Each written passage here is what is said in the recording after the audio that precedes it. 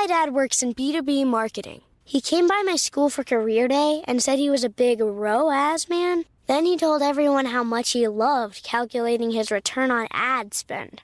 My friends still laugh at me to this day.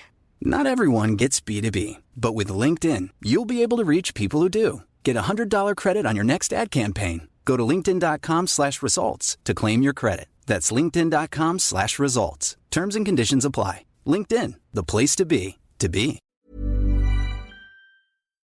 We acknowledge the traditional owners of country throughout Australia and recognise their continuing connection to land, waters and culture. We pay our respects to their elders past, present and emerging. Welcome to This Song Is Yours, a music podcast where we chat to a new guest each week, talk about their life and creative endeavours, and talk to them about some of the music they love. Our show works by chatting to our guests about music, but also getting them to make you a playlist of the songs they love. You can find the link to our playlist in the show notes. Welcome to episode 48. I'm your host, Simon Fink. Our guest today is Katie Lang. In celebration of Pride Month, the Grammy and Juno award-winning musician is releasing a new remixes record entitled Makeover. In today's episode, we're talking about what community means to her, truth and connections with music, and her beloved Portland Trailblazers. Here we go. Our guest today is a multiple Grammy and Juno award-winning songwriter and singer. She's worked with everyone from Tony Bennett to Nico Case and Roy Orbison, and is about to release a new compilation record of remixes. Please welcome to This Song Is Yours, the one and only Katie Lang. Hi, Simon. How are you? I'm very good, thank you. How are you? I'm good, thanks. Thank you very much for your time today. I do appreciate it. Of course. Happy to speak with you. Now, Katie, Australian audiences only saw you out here last January at the start of 2020 when you were here for the bushfire relief. Were they the last shows that you played before everything happened, before the world went a little bit crazy? Yes, absolutely. That was it. Then lockdown. Was it, were you locked down in Portland or are you back in Canada now? I'm in Canada. Okay, you were previously in Portland though, weren't you? Yeah, I still go back and forth, but since COVID, I've been in Canada. I think that from all accounts that I've seen, that Canada's doing a lot better with the pandemic. So I think that's the smart choice. I think you've made the right decision. Well, we haven't gone without our suffering for sure. Of course. You've just released Makeover, which is an incredible collection of remixes of your songs from 1992 to I think 1998 or 2000. Firstly, congratulations on the release. Thank you. What brought upon the decision to release these songs? I guess just having time to think creatively, and I was aware that I was sitting on a vault of remixes all these years from my heyday, so to speak, and I just felt like it was a good time to release a compilation of those. I didn't expect it to be sort of as official as it became, but I'm quite happy about it. And then when I remembered the photo, the David LaChapelle photo for the cover, and once we found it and got his permission, everything came together, and then we started to get really excited. And today we saw the turquoise vinyl, and it is gorgeous. I don't know if we do turquoise vinyl in Australia, but in the States, it's beautiful. I did see an image of the turquoise vinyl, and I think there's also for a very limited run, there's almost like it's a paper doll kind of insert. That was out of nowhere. This fan, Katja from Finland, sent these drawings of all my outfits over the years, and it just happened to coincide with the release of Makeover, and I was like, we've got to connect the two. We have to make, this is too perfect.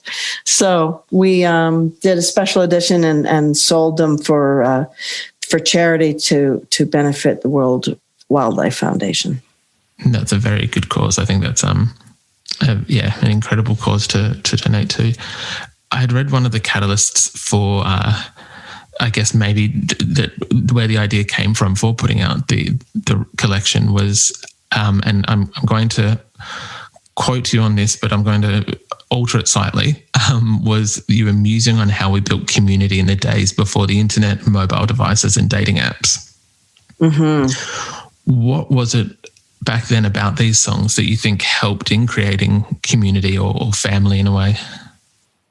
Well, I remember, first of all, I spent my youth in gay clubs as a young budding lesbian and experiencing community for the first time, coming from a small town, moving to Edmonton and going to the gay clubs. It was like tapping into a vein of gold and leading me to Oz. It was just incredible to feel a sense of belonging. And then it's funny, it happened again after I came out. And, I think really the premise of me, the record company remixing my songs was to speak directly to the gay community. And the dance clubs was the vortex. It was the social hall of our community. Especially at the time of AIDS when, homophobia was rampant and we had to have a sense of community and safe space. Yeah. So I feel like it was, it was just such a nice way to connect with the gay community again.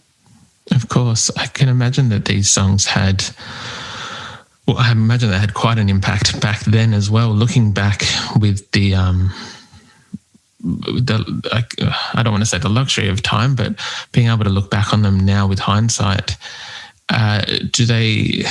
Because I imagine they were quite empowering, but they're also quite heavy at times, depending on the song and what was happening. Do they still kind of have that same feeling that they did back then now? That's a great question.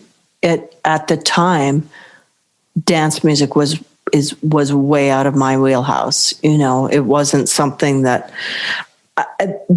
kind of dance music. I grew up listening to disco and dancing to Grace Jones and the Commodores and all that, and that's a huge part of who I am. But to hear my own music deconstructed and reconfigured was very shocking. And it was way progressive to where I was at the time, because I was focused on being the best vocalist, the best narrator of emotions I could be. And, but I also understood that dance remixes were a way of communicating through physicality. And I felt that was also important. It just wasn't something that I totally had total comprehension of. It was very exciting when I first read that you were releasing a remix album. I feel this is the part where I'm going to compliment you, so I'll just be forthcoming with it. Is that I feel that out of many artists who've had very illustrious careers, you are one who has been able to interpret and reinterpret songs and whether it be a remix or a cover, I feel that you've always kind of been able to make something your own and have it still using Hallelujah or whatever it may be. Like that song's been covered multiple times, but you still managed to make it stand out from the pack and make it your own. Whether it be a remix or a cover, what do you think is the maybe ingredients is not the right word, but what are the qualities, that you look for when you are reinterpreting a song or as you said, breaking down and then reimagining? I think without a doubt, the number one prerequisite is truth. Like I have to feel a legitimate, authentic connection to the idea of something. So either to the idea of a concept, of a visual, of the concept of the David LaChapelle photo on the cover, for example, or the idea of me singing Hallelujah. I have to feel, it has to resonate with me on every level. And I've been really, really adamant and such a stickler for that my whole career. I've never allowed myself to stray from that discipline. It took a lifetime to find the person you want to marry. Finding the perfect engagement ring is a lot easier. At BlueNile.com, you can find or design the ring you've always dreamed of with help from Blue Nile's jewelry experts who are on hand 24/7 to answer questions, and the ease and convenience of shopping online. For a limited time, get $50 off your purchase of $500 or more with code LISTEN at BlueNile.com. That's $50 off with code LISTEN at BlueNile.com. My dad works in B2B marketing. He came by my school for career day and said he was a big ROAS man. Then he told everyone how much he loved calculating his return on ad spend. My friends still laugh at me to this day. Not everyone gets B2B, but with LinkedIn, you'll be able to reach people who do. Get a $100 credit on your next ad campaign. Go to linkedin.com/results to claim your credit. That's linkedin.com/results. Terms and conditions apply. LinkedIn, the place to be, to be. That seems very fair. That seems like it's, I guess, a very good choice to make in terms of when you are deciding on songs and projects. One thing I did want to touch on is that, as I mentioned, quite prolific. You've done quite a lot with your career, and you've recorded with artists like Tony Bennett, Roy Orbison. You've had supergroups with Nico Case and Laura Veers, and speaking of Portland before, you starred in shows like Portlandia, which was fantastic. when you are picking and choosing projects, whether they're musical or not, is it the same kind of thing that when Fred Armisen and Carrie Brownstein call, does that have to resonate, or is it a different kind of approach when you're picking other projects to work on? No, exactly the same. Exactly the same protocol. Has there ever been something that's been brought to you and I guess maybe in theory or on paper it did seem like, yes, this is the right, this is definitely something that we would be doing, but in the end it didn't kind of play out, or wasn't exactly what it was thought to be? Yeah, there's probably been things like that. I know I did. I'm thinking now, I did do a beer commercial early on in my career that has never sat quite right with me. But obviously there's things that you think are going to work and they don't, but nothing too glaring. That's good. I'm glad that a beer commercial, I feel, can be lived with compared to some other things. So I'm glad that's only it. As mentioned, this record is also being released in celebration of Pride Month. For decades now, you have famously been an icon for the LGBTQI community. And I know for a little while back in the past that you've sometimes felt that maybe detracted a little from your music. I'm curious, when did that thought process change for you, when you knew that they could kind of stand side by side and not detract from one another, or they could be their two own entities? I don't think they can, because we're still talking about it. So I don't think it can be, although I think with time and with my own personal peace with it, it doesn't matter anymore. I mean, it does matter. It matters profusely, but I mean, there's no negative consequence to it. It's, I feel like whatever the listener, whatever channel the listener resonates for, that's what matters. It doesn't matter if you're a Christian from Utah and you like Katie Lang, or if you're a gay clubbing guy from Sydney. It doesn't matter, right? Because we're inseparable. Yeah. Ultimately. Does Pride? What does Pride Month mean to you in terms of when you kind of think? I know that the album is in celebration of that. Is it something that you? Well, it means a multitude of things. It means that the youngsters get to go and party and have fun and dress crazy, but it also means that our struggle is not over. And, as I've said before, if there's not equanimity in terms of liberty to be oneself, then none of us are free. So, and that goes beyond the LGBTQ plus community. That's human beings. So, yeah. That sounds like a catchphrase, but that is my truth. That is what I believe. No, I think that's very true. Although without taking anything away from the LGBTQI community, it is a universal thing where it should be applied to all humans. Katie, when you do listen to these remixes, I'm curious, do you also listen to much contemporary music? Is there anything on your stereo at the moment that you're really liking that might shock some of the listeners to the podcast? I'm never prepared for this question, no matter how many.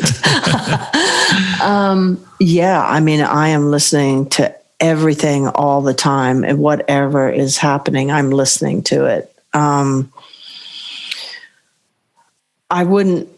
listen to my partner's son's hip hop, so that's not out of my listening wheelhouse, but I listen to a lot of eclectic radio. There's this great station in LA that I listen to. I listen to country, jazz, classical, all of it, all the time. It's just all over the place. So I don't know if I could pull up anything that would really surprise people, because nothing is out of bounds for me. That's very fair. When you did mention your partner's son's music, with that being said, I do look forward to a Katie Lang hip-hop record at some point in the future. Hold your breath, Simon. Hold your breath. The last thing I wanted to touch on, Katie, was I know that we are a music podcast, so I'm more than happy to admit my own faults when it does come to sports, but I know that you are a very big fan of, I believe it's the Trailblazers in the NBA. Mm-hmm. How are they going at the moment? Because I've seen that. In 1 hour and 14 minutes, they're playing their first round in the playoffs, and they won their first game. So it's the best out of 7. So I'm a little on pins and needles right now, preparing for our second battle. Were you ever much into basketball yourself or to sports? Yes. Oh my God, that's all I did. Yes, of course, I played basketball. Volleyball was my forte, but I did track and field. I did baseball. I did every sport. That I grew up in a very small town, so that's what it was. Was it basketball or sport that came before music or concurrently, or is there another timeline? Concurrently,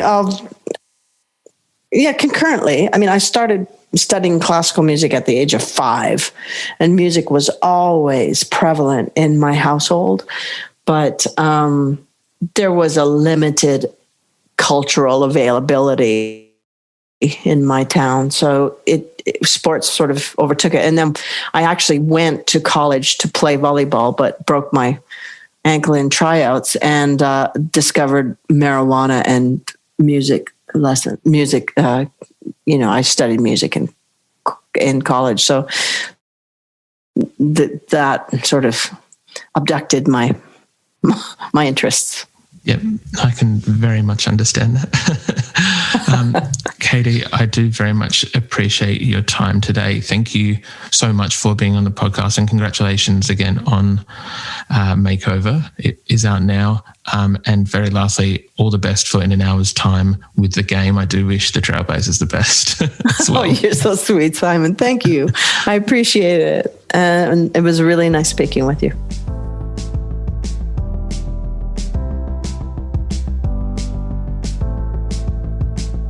And that's our show.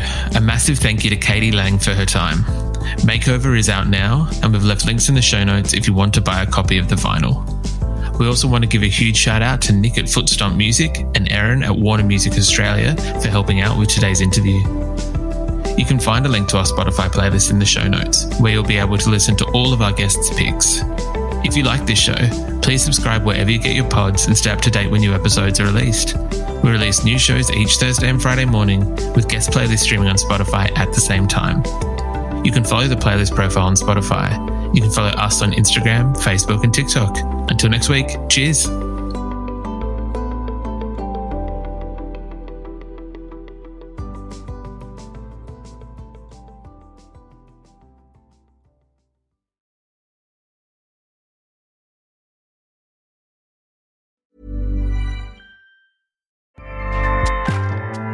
Acast powers the world's best podcasts. Here's a show that we recommend. I'm Kristen. And I'm Jen from the I Mom So Hard podcast. Now listen, we don't want to brag, but yes, we are moms. We're average moms. Below average sometimes. But we're not just moms. Yeah, we don't want you to think that we're just moms. And we're not just supermodels either. We're not just pieces of meat, That's guys. right. We're not even close. Yeah. But we are comedians, and we're also best friends. We're also best-selling authors. And television writers. We created a viral web series. With over 300 million views. Okay, What's that's up? bragging. Who's bragging? That is bragging, And we were in our actually. swimsuits. Again, not supermodels. We're also podcasters. Are we podcasting right now? Not right now, but we have been podcasting for 3 years. We're bringing laughs every Tuesday to women and moms everywhere. And one dude who's a sophomore in college, his name's Greg, whatever, he messaged us and made me feel cool. So nice. Amazing. Please listen to the I Mom So Hard podcast on Acast. Woo! Acast helps creators launch, grow, and monetize their podcasts everywhere. Acast.com.